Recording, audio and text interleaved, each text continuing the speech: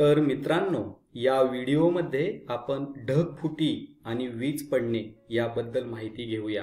तर जेव्हा अचानकपणे अत्यल्प कालावधीत अधिक प्रमाणात पाऊस पडतो तेव्हा त्याला ढगफुटी असे म्हणतात।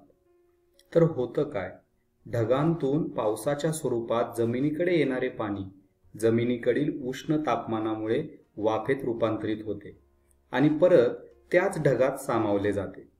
त्यामुळे त्या ढगात वाफेचा अधिक साठा होतो आणि मग शीघ्र संगणन क्रियेमुळे अचानकपणे एखाद्या विशिष्ट व लहान अशा भूभागावर मोठ्या प्रमाणात पाऊस पडतो।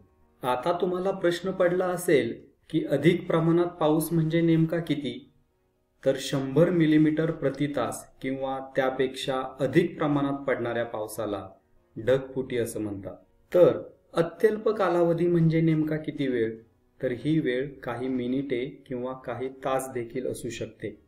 कधी कधी अगदीच 2 मिनिटे ढगफुटी होते तरी सुद्धा प्रचंड हानी होते आणि कधी कधी तर ढगफुटी सदृश पाऊस 2-4 तास पडतो आणि त्यामुळे तर मोठ्या प्रमाणामध्ये हानी होते।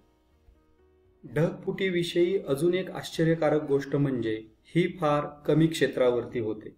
सहसा केवळ काही किलोमीटर परिसरात ही घडते। तुम्ही या चित्रात पाहू शकत असाल की पाऊस केवळ एका छोट्या भागातच पडत आहे। इथे स्पष्ट दिसतंय की खूप छोट्या भागामध्ये ढगफुटी झाली आहे। तर ढगफुटीचे काय परिणाम होतात? ढगफुटी झालेल्या भागात पावसाचे पाणी वेगाने वाहू लागते आणि त्या प्रवाहामध्ये लोक, वाहनं, इमारती वाहून जाऊ शकतात। तर लक्षात घ्या, ज्या भागात ढगफुटी झाली आहे आणि तुम्ही जर त्या भागामध्ये असाल तर लवकरात लवकर घरी पोहोचा आणि जर घरामध्येच असाल तर बाहेर पडू नका। ढगफुटीनंतर आपल्याला काहीसे असे दृश्य दिसते, सगळीकडे पाणीच पाणी साचून राहते।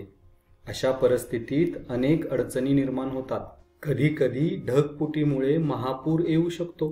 महापुरामुळे घरं, शेती आणि प्राणी यांना मोठा धोका निर्माण होतो। यामुळे काही भाग हे वेगळे होतात। यामुळे अन्न व पिण्याच्या पाण्याचा तुटवडा निर्माण होतो। हे चित्र 26 जुलै 2005 रोजी मुंबईमध्ये ढगफुटीमुळे आलेल्या पुराचे आहे। हा मुंबईतील पवई परिसर आहे। या दिवशी 8 ते 10 तासांमध्ये सुमारे 950 मिलीमीटर म्हणजेच 37 इंच इतका पाऊस पडला होता आणि संपूर्ण मुंबई जलमय झाली होती। अशा वेळी काय करावे? तर सर्वप्रथम घरातच थांबा आणि प्रशासनाच्या सूचनांची वाट पहा। इमारतीच्या वरच्या मजल्यावर जा। जर घराला एकच मजला असेल तर गच्चीवरती जा आणि स्थानिक प्रशासनाच्या सूचनांचे पालन करा। यासाठी आपण रेडिओ, टीव्ही किंवा सोशल मीडियाचा उपयोग करू शकतो। ठीक आहे, तर आता आपण वीज पडणे, लाइटनिंग याबद्दल बोलूया। वातावरणातील विद्युत प्रभारांमुळे वीज निर्माण होते। ती दिसते छान, पण त्यामुळे खूप मोठा विध्वंस होऊ शकतो। तर वीज पडण्याचे दुष्परिणाम कोणते? एक तर जंगलाला आग लागू शकते।